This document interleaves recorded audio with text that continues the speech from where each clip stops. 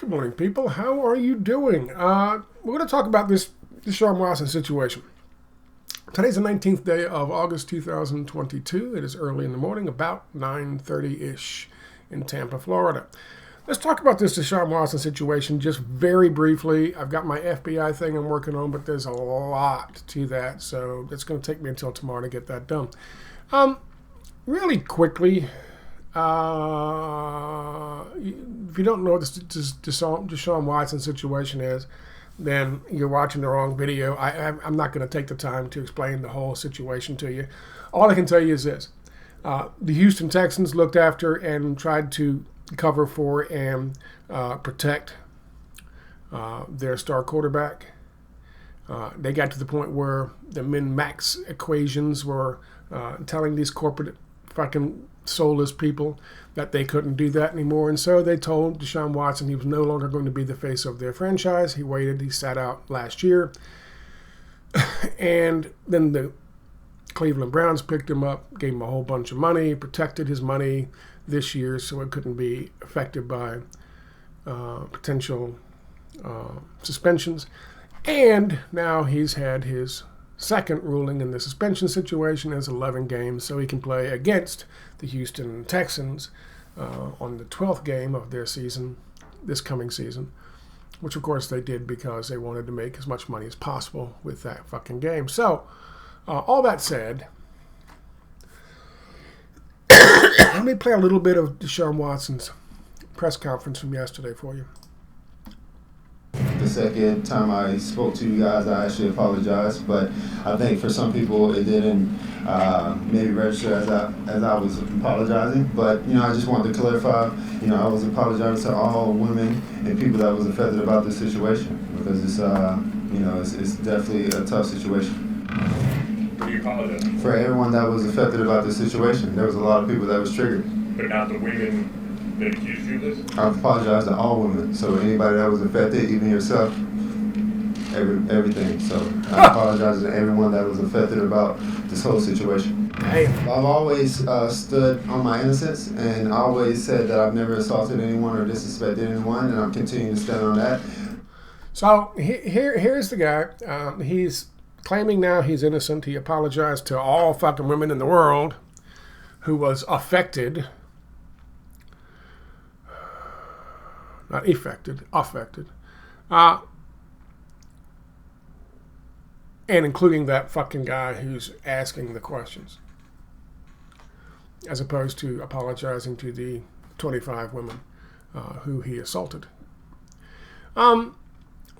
Here's my thing on this. Clearly the guy doesn't give a shit. He doesn't think he did anything wrong. He has been coddled since high school because he was the star quarterback. He was coddled in college. He was coddled in his first couple years as a Houston Texan. And he's been coddled throughout this whole fucking process. Because big business wants their fucking money. They want him to play, and they want people to watch him. Because he is an outstanding athlete. And all this shit has gone to his head. And he doesn't think he did anything wrong to these women.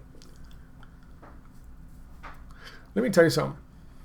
And this is going to be a short, brief, concise little video for you. He can get away with that in the press, kind of. He can get away with that in social media because he's going to have, and the Cleveland Browns are going to have armies of people out there, influence peddlers out there, singing his praises and taking up his side. He can get away with that all the way up until that fucking 12th game. And when that whistle blows and that ball is kicked off and he's going to be the starting quarterback and he's going to line up against men.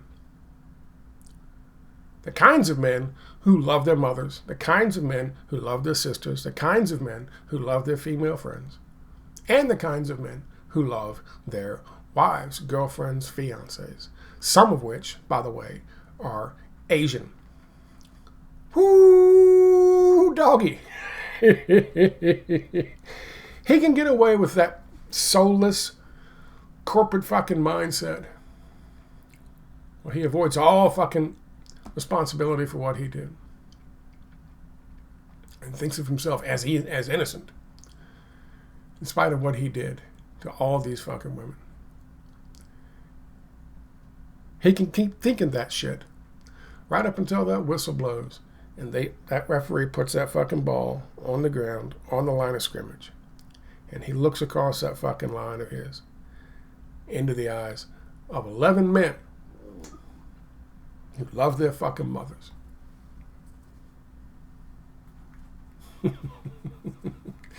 You ever hear about what happens to fucking predators, sexual predators, rapists, abusers of women, abusers of children? You ever hear about what happens to them when they go to jail? I don't care if you got teardrops tattooed to your eyes or swastikas tattooed to your fucking stomachs. You love your mother. You love your fucking sister. You love your fucking girlfriend, wife. Guys like that don't fare too well. Ain't no goddamn corporate protection on that football field. And Deshaun Watson's going to learn that lesson the hard fucking way. And here's another question for you, too. After the very first time some linebacker, weighs 260 pounds, and his job is to fuck athletes up. First time he gets hit by one of those dudes, and they don't pull up a little bit because they ain't, listen, I don't care who you're out there. They're not out to end your career. So they pull up a little bit. There's going to be no pulling up on Deshaun Watson. No pulling up on Deshaun Watson, especially if he keeps that fucking attitude over the next 3 months until he has a chance to go out there and play. If he keeps that fucking attitude up, yeah, corporate America, the Cleveland Browns will say, he's reformed, he's done all this shit, when he ain't. He keeps that fucking attitude and he goes out there, that fucking 12th game of the season for the Cleveland Browns, he's going to get lit up by a man with some toxic masculinity. And here's my question. How many fucking Cleveland Brown hands are going to reach down to help pick that motherfucker up off the turf? None? How hard are his 300-pound linemen going to work to keep the 300-pound defensive lineman off him?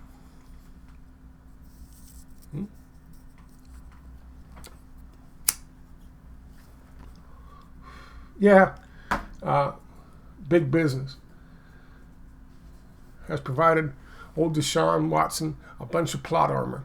But that plot armor is going to be useless when the lights come on and the whistle blows and that fucking ref puts that ball down on the fucking grass and steps away. All that fucking corporate protection for his ass is gone. And then it's just him and 11 fucking men. And every single one of those men loves their mama. Have fun, Deshaun. Sweet dreams, motherfucker.